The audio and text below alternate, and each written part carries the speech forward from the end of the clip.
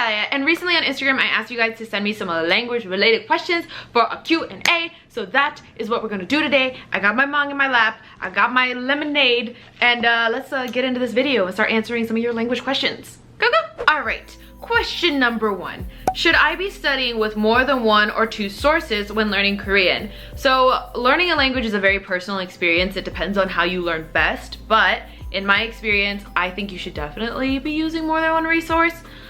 For me specifically, I know that I can read about a grammar point in one textbook and not fully understand it, but as soon as I see it in a different textbook, I'll understand it. Because the other textbook, like maybe it offered a different perspective or just presented the material in a different way that I was able to better understand. I also found that textbooks go into different levels of depth with like vocabulary and grammar structures. One textbook might just say, hey, you can use it in this situation, and then another textbook will say, you can use this grammar point in this situation, but don't ever use it in this situation. So I'm seeing that right now with my Japanese textbooks. Some of them will give like a basic explanation, and then some of my other textbooks will give like really in-depth explanations. So I think it's always good to be using more than 1 resource. Personally, I always have to switch up my resources anyway in order to keep myself not necessarily entertained, but I guess what's the word?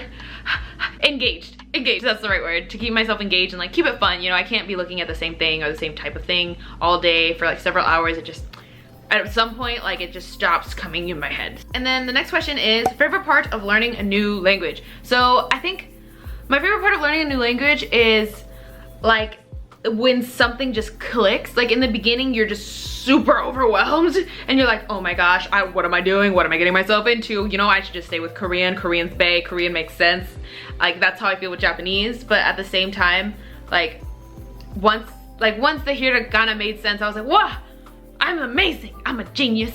And then I'm like, okay, this grammar structure makes no sense. And then a few days later I'm like, how did I not understand that? So I think it's like that constant like progress and that constant, oh, I get it now. Oh, I get it now. Oh, I get it now. It like happens so much when you're a beginner as opposed to like when you're intermediate. You kind of have to wait a long time to like feel that like level of achievement, because it's harder to determine when you're doing something right or wrong, or like it's just you've come so far that you're correcting like these little things to make yourself more like of a natural speaker, as opposed to when you're a beginner, it's like it's right or it's wrong, and that's it. You understand or you don't. Like so I think it's probably like that constant sense of like I accomplished something today that I really like about learning new languages. Also, it's just really exciting because it's like as you learn it, like you get more personally like invested in the language. You're like, this, I will learn you and it'll be great.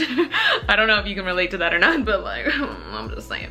Okay, so our next question is how many kana do you remember? So I'm not sure if you're talking about katakana or kanji. If you're talking about kanji, like Japanese kanji. Okay, pause, stop, rewind. All right, so this was filmed in June, and now it's not June. So please understand my answer to like all the questions related to Japanese, okay? Okay, thank you. Probably like 3 or 4, like not that many. I can like, because I studied Chinese for such a long time, I can look at the kanji and be like, I bet you $100 that it means this. Don't ask me to read it in Japanese though, because I have no idea. So like I can guess what it means, and more than likely I'm gonna be right about what it means just because I've studied Chinese. But like personally, off the top of my head, like Japanese kanji, like no, I can't say it, so that's basically the same as not knowing it if we're just talking about specifically about Japanese. If you're talking about katakana, I want to say about 1/3 of them. Like I can recognize most of them and be like, I can read it, and then some of them I look at it, I'm like, what are you? Who are you? Get out of here. Like, so I want to say about 1/3 of the katakana. Still working on it. And then Teresa, or Live Love Lang, my YouTube friend, you should check out her channel. She asked, what's the most annoying part of Japanese for you?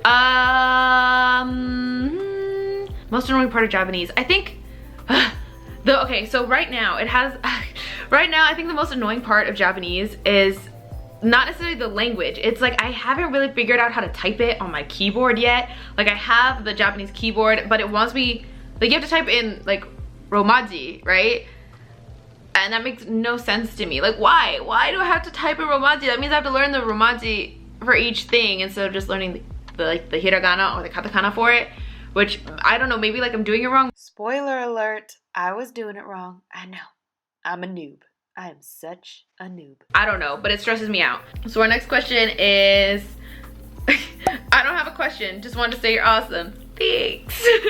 Okay, now the next question. Okay, basically, she or he is in a learning slump and has been in a slump for a year, so basically like a plateau. What can I do?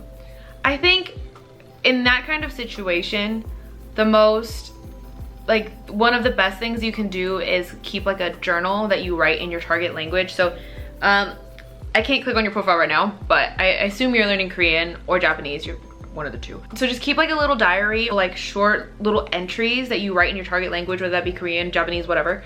And just like write down whatever. Write down your experience with the day, or write down like trying to use whatever grammar points that you've been learning or whatever. And I think that you'll notice that after a few months, you'll actually see progress in your diary entries. No matter like if you're writing 2 pages or if you're writing like 5 sentences, you'll actually go in and you'll see like the improvement. Because I feel like when it comes to slumps, it's not actually a slump in terms of I'm not improving. It's more of a I can't tell that I'm improving, or I have no like boxes that I can check off. So earlier, you guys know that I was saying that I really like being a beginner because I can say I accomplished this today. But when you're in this like slump plateau phase, you can't do that as easily because it's more complex than that. So I think for those types of situations, you need something that'll allow you to track your progress. And for me, it's been like a diary that I write in Korean. So I can go back and look at it months later and be like, what was this? What was this? Like I spelled things wrong, I conjugated something wrong, I used a grammar point incorrectly, I used a completely wrong word. Like I looked it up and I was like, it's this word. And then later I actually learned that word and it can't be used in that situation. Just like it allows me to see my progress even though I couldn't see it at the time. Okay, so our next question is, how long did it take you to be fluent in Korean? And how long did you study per day? So this is a difficult question because one, I am not fluent in Korean. I am conversational. There's a lot of stuff that I still do not understand, and there's a lot of things that I still mess up with on, like when I'm speaking, so I can't say that I'm fluent.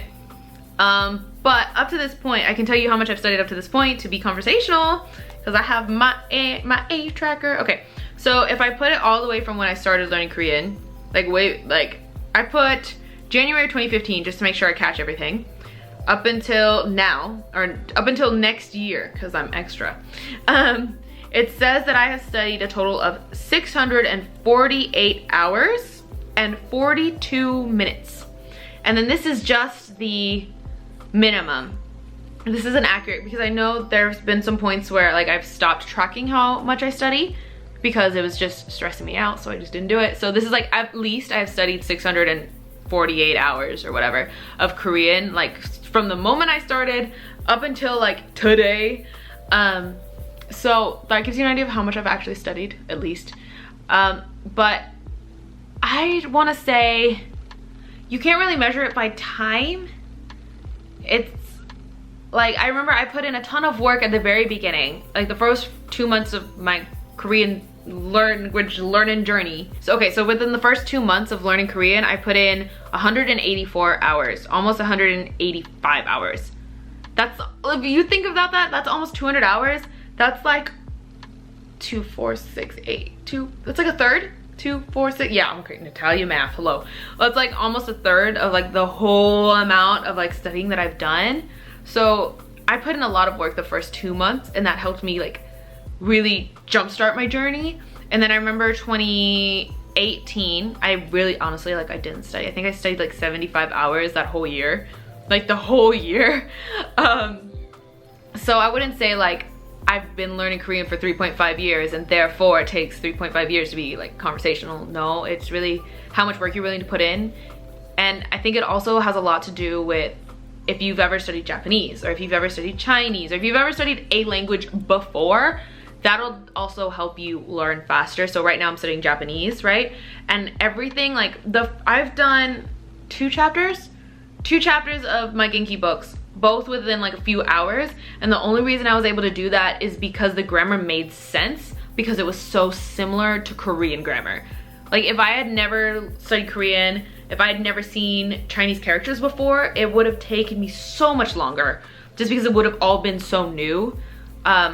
It's like how, all in all, I think it has to do with how much time you're willing to put in the beginning, and then how much experience you have learning a language or a similar language in particular. It's just like how much your brain is used to thinking differently or thinking in that particular way. And then, yeah, I'm just gonna stop that because I think I'm gonna keep rambling. So our next question is, how do you learn grammar and remember it? So for me, when it comes to grammar, I have to use it. I have to make my own example sentences the moment I meet the grammar. As soon as I'm like, hello, nice to meet you, grammar point, I have to start making my own sentences, because if I don't, I'm not gonna remember it. So when one of my books is like, here's a grammar point, I read through the explanation, I read all the example sentences, and then I will usually start the practice exercises that come like for that particular grammar point, whether that be in the workbook or in the textbook, whatever. I'll start them. I don't necessarily finish them because they can be really repetitive, but I'll start with them, and then as I'm starting to get a little more comfortable with the grammar point, I'll write my own sentences. So I'll be like, for example, Korean, I always use like BTS names because BTS trash. So I'll be like, Jimin something something with the grammar point, or Namjoon told Jimin something something, and I'll use the grammar point. Basically, I need to make sentences on my own, because it's one thing to read it and be like, yeah, I get it, and another to actually be doing it and to implement it. It's just like, I want to say it's different parts of the brain. Not actually sure, but I'm pretty sure it is. Different. It's like passive and active learning, and both are very important to make sure that you actually can do it and remember it later.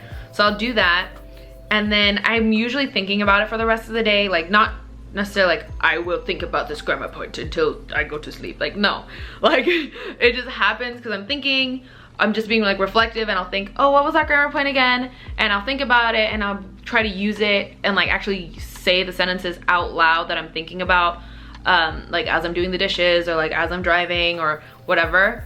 I'm just kind of, it's like constantly on my mind, I guess. So another thing like with all of that is that I don't learn like a billion grammar points at once. I'm usually learning like 2, like, especially with Korean, like I'm only learning like 2 a day, if that much. Like in a study session, I'm not gonna learn like 10 new grammar points. Like maybe if you're a beginner and you're going through like talk to me in Korean, like I feel like those grammar points aren't too difficult, so it's easy to like get through like 5 and then be like, I'm good. You know, like I'm not even learning that many.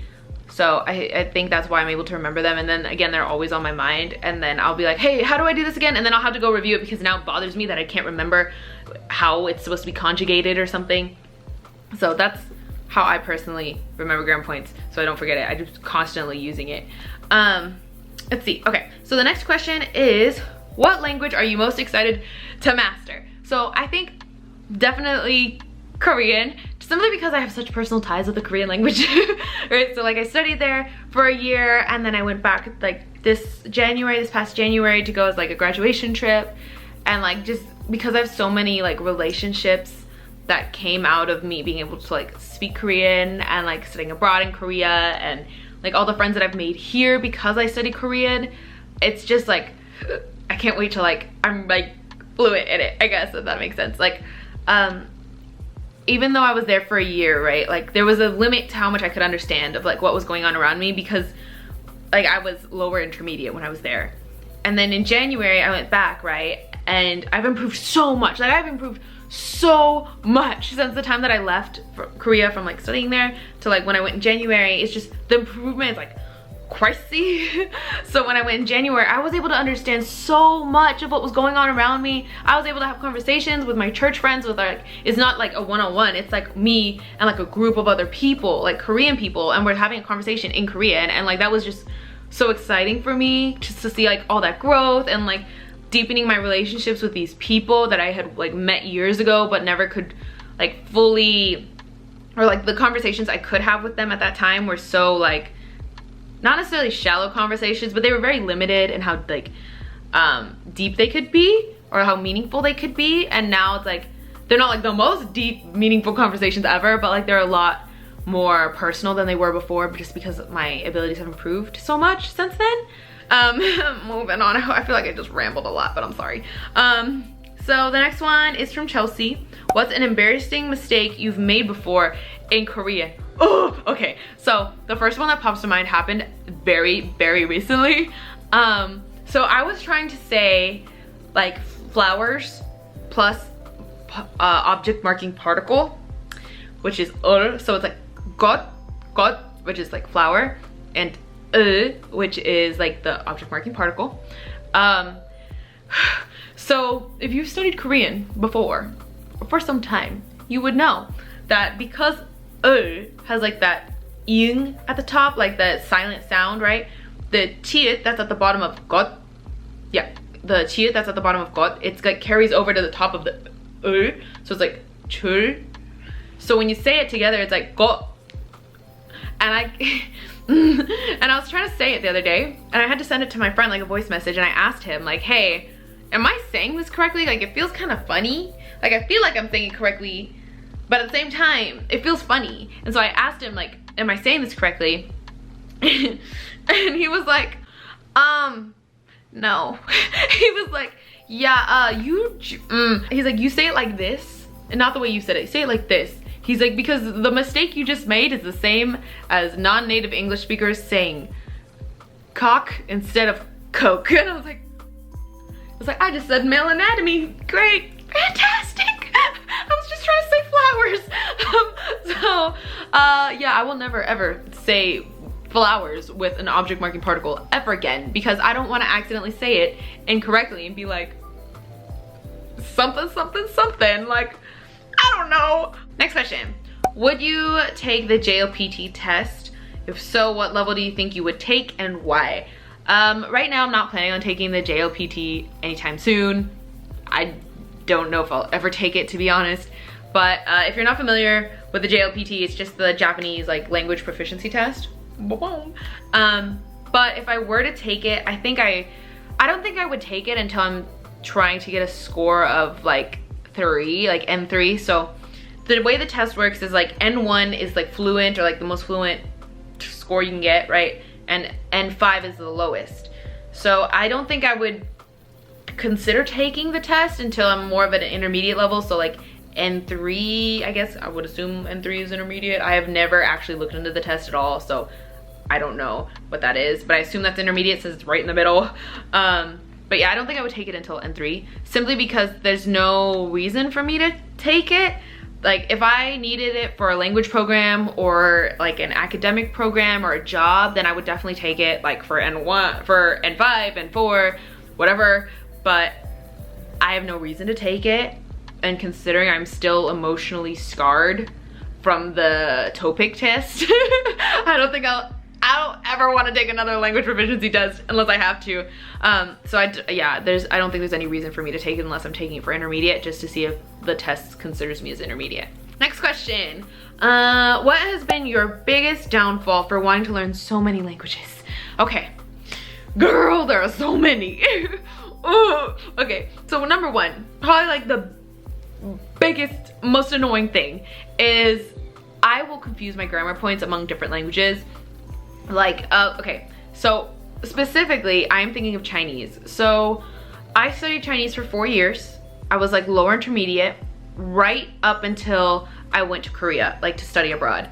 So since going to Korea and beginning my Korean language learning journey, I have not properly studied Chinese. So it's been almost 4 years since I actually diligently studied Chinese. So yes, like I have had random like one-off study sessions of Chinese, but nothing like serious. So my Chinese is kind of like my Spanish right now. It's like I can say stuff. I was able to get around China by myself, or like around Beijing by myself in January when I went. I can ask people how much things are. I can understand them when they tell me. I can have like very, very, very basic conversations. But like sometimes when I say some stuff, I will have to pause and like think, okay, wait, hold up. Where did that come from? Where did this grammar point come from?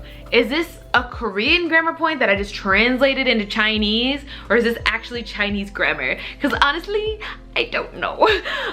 It's basically like, how can I say it? Like, I feel like I have forgotten so much Chinese to the point where the Chinese that I remember, the Chinese that I can use, it comes out so naturally. Like, it's just like, this is like my Chinese that I will never forget. It's like the Chinese that's like, one of my professors drilled it into me so much that like, I don't even have to think about it, it just comes out. It's hard for me to like actually remember, is this grammar Chinese or is it Korean? And I translated it. That's one thing. Second thing, again with Chinese, is like, because I'm studying so many languages, I haven't gone back to Chinese, right? So when I look at characters, I can look at it and I'll be like, I don't know what that means, but I know how to pronounce it. And then I'll look it up and my pronunciation is correct, but I have no idea what the character means.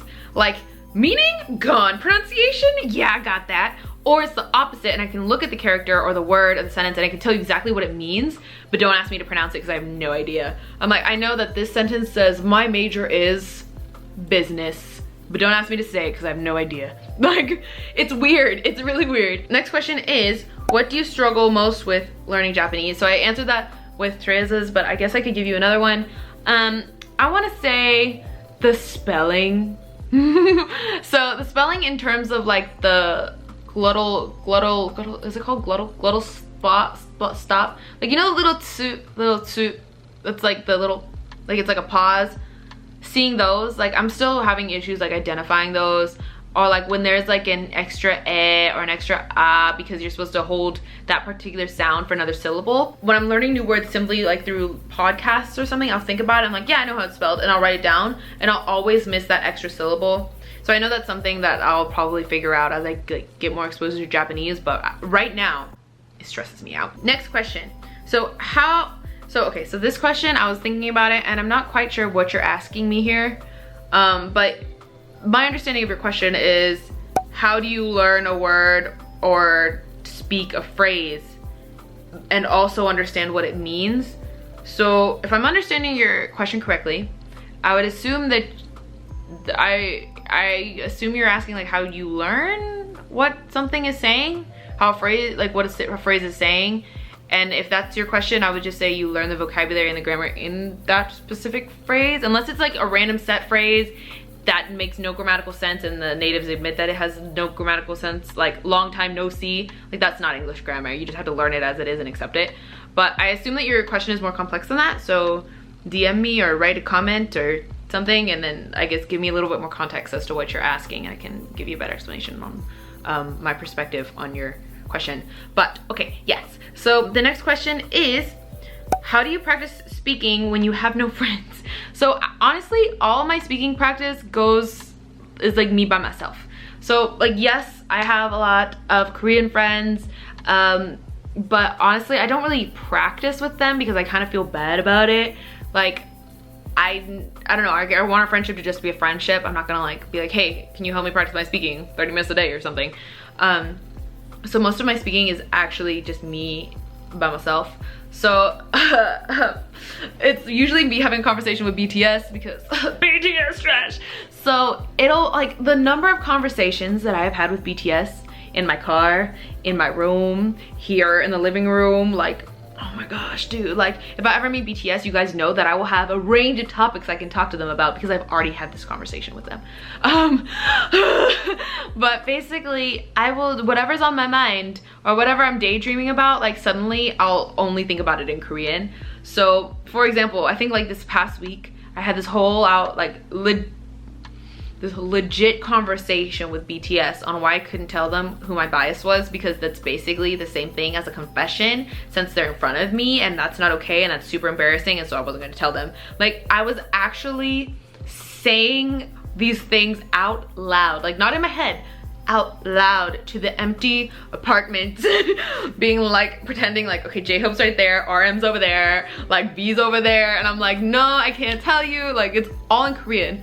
And I'm imagining what they're saying to me in Korean, like in my head, and then I'll respond like in Korean out loud. Like, if somebody had like a spy camera in here, they'd be like, this girl has schizophrenia, she's crazy.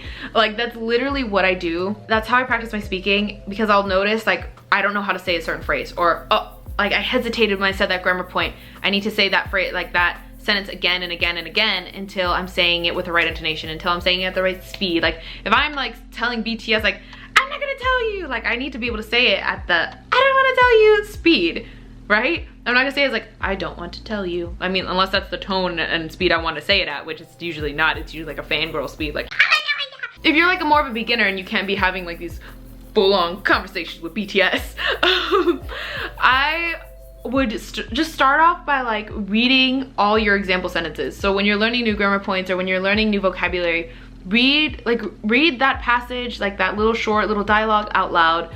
Read out the sentences that you wrote by yourself when you were practicing those grammar points. Read them like out loud. Like, I'm not joking. You read it out loud, and that'll help you improve your speed and just become more comfortable with what you're saying, because speaking, it's such a different skill than like reading and writing, right? Like writing, you can take more time with it. There's no pressure. When it comes to speaking, there's so much pressure because people are staring at you, right? So you have to be able to like, I guess, put your thoughts together more quickly. And you also have to be able to speak like, or be able to like think about it and comprehend everything that's going on at a faster pace than if you were writing, because again, there's so much more pressure because people are staring at you.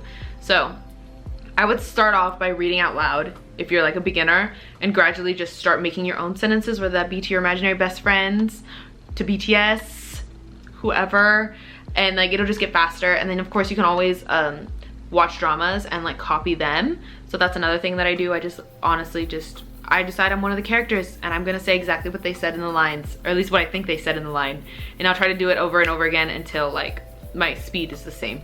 So that's how you can practice without any friends. You don't need friends, trust me, you don't need friends.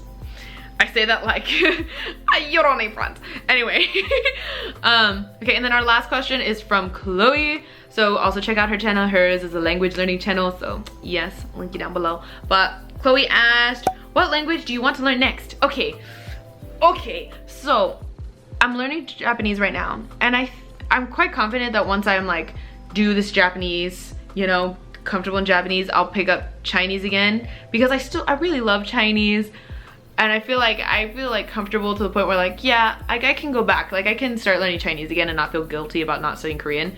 But if we were to like take a step back and be like, Natalia, a language that you have never studied before, I think I would choose a European language. Like I don't know which one, not Spanish, because I'm Mexican and I've already studied Spanish, but like a different, I honestly think it would be a European language, because I'm like, I love Asian languages, they're bae, but also I kind of want to learn a language like I want my next language to be different, in the sense like the culture is like completely different, right? Because like Chinese and Korean and Japanese, they're all very similar in like their cultures. Like obviously they're different cultures, different like thoughts and stuff, but at the same time there's a lot of similarities between them, and like even some of like the language is the same.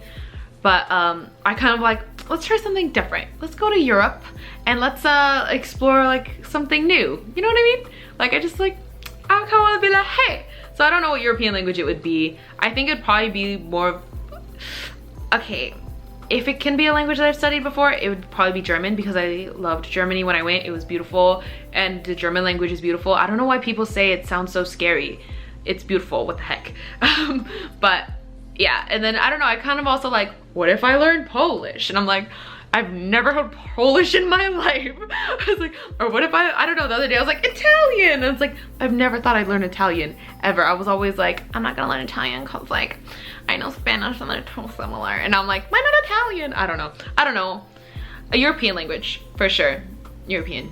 Alrighty, so thank you guys for asking me some questions so we can have some kind of language discussions, share ideas and thoughts.